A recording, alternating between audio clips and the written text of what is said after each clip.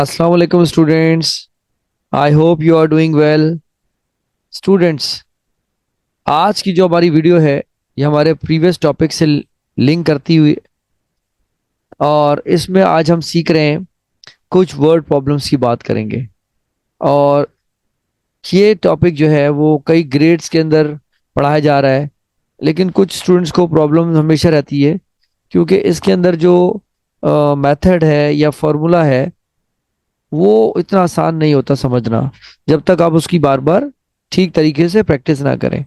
तो आपको बिल्कुल परेशान होने की ज़रूरत नहीं है। अब आपके पास मेरी वीडियोस ऑलरेडी मौजूद हैं, तो आप इनको देखें और बार बार इनको देख के प्रैक्टिस करें, तो आपके कॉन्सेप्ट्स इंप्रूव हो जाएंगे।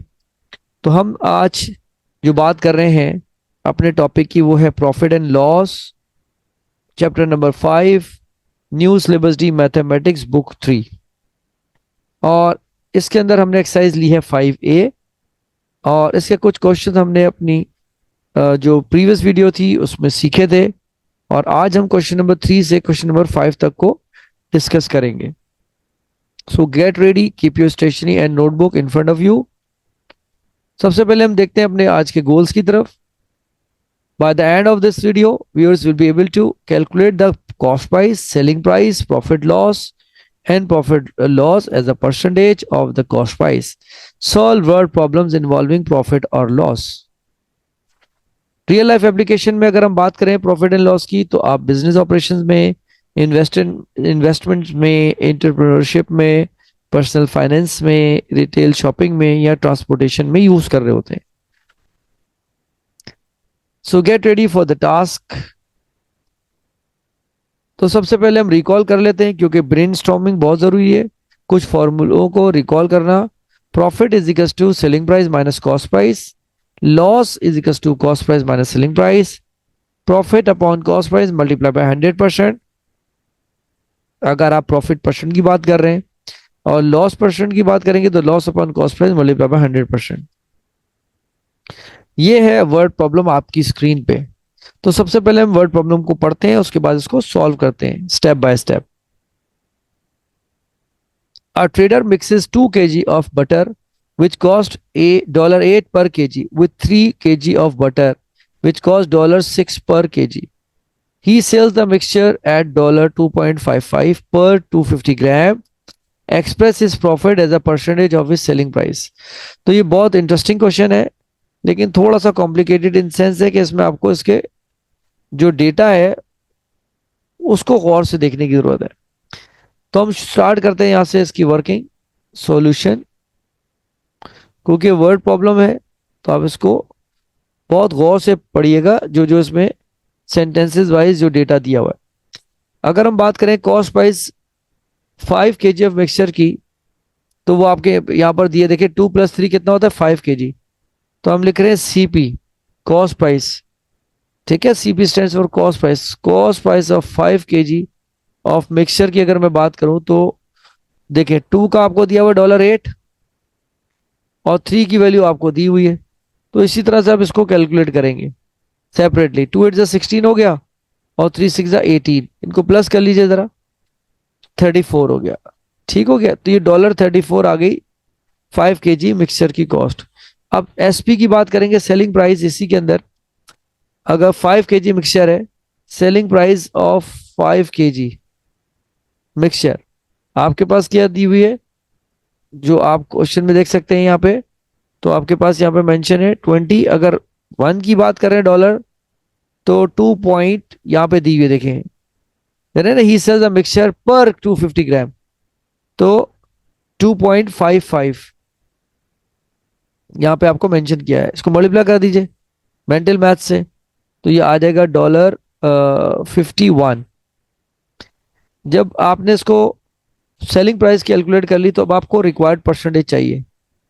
तो रिक्वायर्ड परसेंटेज के लिए आपने क्या करना पड़ेगा, आपको इनको पहले तो निकालना पड़ेगा ना, माइनस करने के बाद 51 कॉस्ट प्राइस माइनस, यानी मैं प्रॉफिट की बात कर रहा हूँ। यहाँ आप लिख सकते हैं profit is equal to selling price minus cost price. Selling price आपके पास यहाँ पे आ गई, आप लिख लीजिए 51, और कॉस्ट प्राइस में माइनस कर दीजिए। तो आपके पास डॉलर में जब आपने इसको माइनस किया, तो आपके पास ये वैल्यू आप देख सकते हैं कि जैसे जैसे डेटा आपके पास मौजूद है उसी तरीके से आप इसको रफ में या फिर आप एरिया में इसको कैलकुलेट करके लिखते रहे। 17 आ गया, तो यहाँ माइनस करना बेहतर नहीं है अब, क्योंकि मैंने आपको रफ कैलकुलेशन शो कर दी। तो अब यहाँ पे इसको डायरेक्ट वैल्यू लिख दीजिए। आपने सब्ट्रैक्ट किया 17, आपके पास जो है वो टोटल कितना था, 51 था। अगर मिक्सचर की बात करें तो हमने क्या कैलकुलेट करनी है इसकी परसेंटेज। तो to convert into percentage multiply by 100 and add percentage sign in it. तो 17 के टेल में 51 तो आता है, मैथमेटिशियन 17 थ्री जा, तो इसका मतलब ये 100 अपॉन 3 हो गया, परसेंट लगा दीजिए। अगर वैसे देखेंगे तो 99 समथिंग, तो आप इसको मिक्स नंबर में लिख सकते हैं। तो आपके पास जो परसेंटेज आएगी वो यहाँ लिख देता हूं मैं, रिक्वायर्ड परसेंटेज आ रही है। अगर आप इसको डिवाइड कराएं 100 को 3 से, ठीक हो गया, 3 3 जा 9, माइनस कर लीजिए, फिर 3 3 जा 9। अब ये रिकरिंग डेसिमल है तो आप इसको मिक्स नंबर में लिख सकते हैं। डिनोमिनेटर आपका 3, ये हो गया। सो आप लिख सकते हैं 33 whole 1/3%। So this is the percentage. ये कह रहे थे ना express is profit as a percentage, तो ये मैं यहां लिख सकता हूं, profit percent is equals to 33 whole 1/3%। ठीक हो गया। सो हमने यहाँ क्वेश्चन नंबर 3 को सॉल्व किया।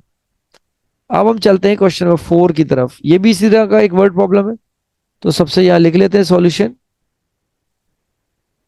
और जितना आसान वर्ड प्रॉब्लम अगर आप स्लो पढ़ेंगे तो बहुत होगा, वरना बहुत डिफिकल्ट है। A florist buys roses at $18 per dozen. Dozen का मतलब होता है 12. If she sells them at $1.20 each, एक यानी, तो express her loss as a percentage of her selling price. तो वहां आपने प्रॉफिट किया था, यहाँ पे आपके पास लॉस है। तो अब आप वही करेंगे, यहाँ पे लिख दीजिए सेलिंग प्राइस आपके पास कितनी दी है ना, 1 डजन की। Selling price of 1 dozen, 1 dozen का मतलब क्या होता है 12, 12 रोजेस। तो मैं यहां लिख देता हूं 12 रोजेस। ठीक हो गया। तो क्या होगा 12 मल्टीप्लाई बाय 1 की दी हुई है ना आपको 1.20, मल्टीप्लाई कर दीजिए। तो आपके पास 12 टू द 24, 14.10। नहीं, आप इसको कैलकुलेशन यहाँ पे चेक कर लें, कैलकुलेशन एरर हो सकता है, तो उसको हम मेंटल मैथ से करते हैं। लेकिन ये यहाँ पे आपके पास कैलकुलेशन देखें, अगर आप इसको उससे मल्टीप्लाई कर दें तो 0, तो यहाँ 40 और 12, 1/12 और 2 यहाँ पे आ गया, क्योंकि 12 टू द 24 होता है। तो 14.40 या $14.40 आपके पास ये आ गया 12 की सेलिंग प्राइस। अब रिक्वायर्ड परसेंटेज, ठीक है जी, क्योंकि वो खुद ही कह रहा है लॉस, तो अब आपके पास रिक्वायर्ड परसेंटेज में क्या आ गया। अब आप वही करेंगे ना, आपने अगर लॉस मालूम करना है तो क्या हो जाता है, उल्टा हो जाता है ना, cost price minus selling price. तो कॉस्ट प्राइस आपके पास जो है वो ज्यादा थी, 18 माइनस 14.40, माइनस कर दीजिए इसको, तो ये आपके पास $3.60 इसका लॉस आ गया। अब आप वही कैलकुलेट करेंगे लॉस परसेंट। सो 3.60, ठीक है। अगर वो कह रहे हैं कॉस्ट प्राइस पे तो 14.40, लेकिन अगर ये सेलिंग प्राइस की बात करें, देखिए यहाँ सेलिंग प्राइस दे रहे हैं, कभी कॉस्ट प्राइस भी कह सकते हैं, क्योंकि सेलिंग प्राइस कहा तो यहाँ आपने सेलिंग प्राइस की वैल्यू रख दी। ठीक है जी। तो मल्टीप्लाई बाय 100%, कैलकुलेट कर लीजिए, इसको सिंप्लीफाई कर लीजिए। डेसिमल के बाद 2 डिजिट है, डेसिमल के बाद 2 डिजिट है, तो ये बन गया 360 अपॉन 1440 मल्टीप्लाई बाय 100%। अब ये 2 0 से 2 कैंसिल कर सकते हैं, 2 के टेबल से सिंप्लीफाई कर सकते हैं, मेंटल मैथ से कर सकते हैं।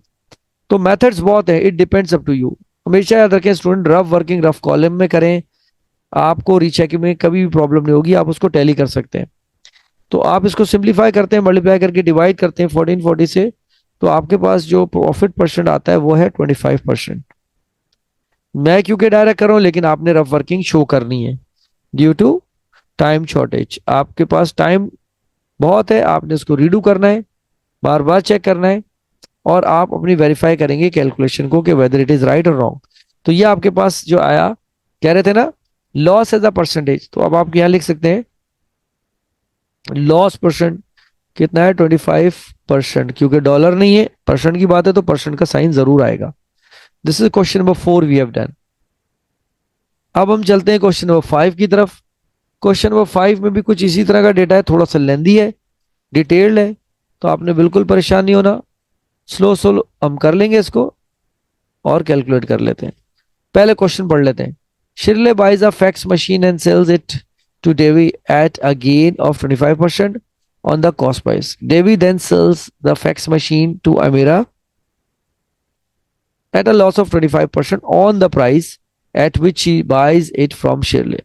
If Amira pays $360 for the fax machine, how much did Shirley pay for it? ये स्टूडेंट्स आपको स्टेप बाय स्टेप करना पड़ेगा, क्योंकि यहाँ पे आपके पास जो है शिरले हैं, फिर देवी की बात हो रही है, ठीक है, फिर अमीरा की बात हो रही है, तो इसलिए ये स्टेप बाय स्टेप आपको कैलकुलेट करना पड़ेगा। ठीक है जी। अब हम चलते हैं फ्रॉम द बिगिनिंग। 2500 में से 25 मालूम कर माइनस कर दें तो 75% बचा। इसका मतलब जो देवी ने जो प्राइस में जो लिया था शिरले से, तो अब आप क्या करें 75%, ठीक है, किसने लिया, ये थी 75% ऑफ प्राइस। प्राइस अब ये क्या थी जिसमें बाय किया था देवी ने, देवी बाइज फ्रॉम शिरले। आपकी मर्जी है, आप इतनी इसकी स्टेटमेंट लिखें ना लिखें, लेकिन वर्किंग ठीक होनी चाहिए। तो ये आपके पास जो प्राइस है वहां पे मेंशन है वो $360, ठीक है जी, यहाँ पे मेंशन है, तो $360 हो गया। अब अगर ये 75% है तो 1% का कितना होगा, बहुत आसान है स्टूडेंट्स, 360 डिवाइड बाई 75। अब आपके पास 100% है, तो 100% के लिए क्या हो जाएगा, 360 75 मल्टीप्लाई बाय 100%। ठीक है जी। अब आप इसको कैलकुलेट कर लीजिए, कैंसिल कर लीजिए, मल्टीप्लाई करके डिवाइड कर लीजिए, it's totally up to you. तो आपने इसको कैंसिल किया तो $480 इज योर आंसर। तो ये आपने मेथड खुद चूज करना है। मैं ज्यादा प्रीफर करता हूँ कैंसिलेशन को, ये 5 के टेबल से डिविजिबल है, ये भी 5 के टेबल से डिविजिबल, लेकिन अवॉइड करता हूँ सिंपल मल्टीप्लीकेशन को, क्योंकि एरर के चांसेस बहुत हो सकते हैं। अब ये होगा पहला फेज। अब सेकंड फेज क्या है, देवी ने buys the fax machine from Shirley at $480। तो 125% ऑफ द कॉस्ट प्राइस जो थी, 125% of the cost price of CP जिसमें उसने लिया, ठीक है ना, कॉस्ट प्राइस में, तो वो आपके पास आपने अभी कैलकुलेट करी है, वो आई है 480। ठीक है। अब यहाँ पे 480 प्राइस जो थी 125% थी कॉस्ट प्राइस की। अब आपने 1% का क्या होगा, सब कुछ वैसे ही होगा, 480 डिवाइड बाय 125। ठीक है। अब आपने क्या करना है, इसका 100% है तो मल्टीप्लाई 100 हो जाएगा। तो मैं यहाँ डिवाइडर बना के कर देता हूँ। जब 100% की बात करेंगे तो क्या हो जाएगा, ये 480 डिवाइड बाय 125 मल्टीप्लाई बाय 100%। अब आप इसको फिर कैंसिलेशन मेथड से करें, सिंप्लीफाई कर लीजिए, और जो भी आपका आंसर आ रहा है वो सिंपलेस्ट फॉर्म में होना चाहिए। तो $384 आपका, ये देखिए 5 से डिविजिबल है, ये भी 5 से डिविजिबल है, तो वो आ गया। अब इसका मतलब ये हुआ शिरले ने जो पे करी वो 384 थी dollar price for the fax machine. तो यहाँ आप लिख सकते हैं कि शिरले पेट, ठीक है, शिरले पेट $384 फॉर द फैक्स मशीन। बस ये क्वेश्चन इंटरलिंक करते हैं आपके प्रीवियस डेटा से, तो इसके अंदर बहुत ही ज्यादा आपको समझने की जरूरत है। अगर आपने जरा सी गलती करी तो आपका डेटा जो है वो गलत जगह प्लेस हो जाएगा और आपका आंसर कभी भी ठीक नहीं आएगा। सो यहां हमने कर लिया question number 5, exercise 5A book 3 का। All right mathematicians, it's time to say don't forget to share this video with your friends and press the notification bell to get our new videos. Comment section में अपनी राय का इजहार जरूर कीजिए, ताकि हमें अपने वीडियोस की क्वालिटी और कंटेंट के बारे में पता चल सकता हो। Okay, I'll see you in my next video.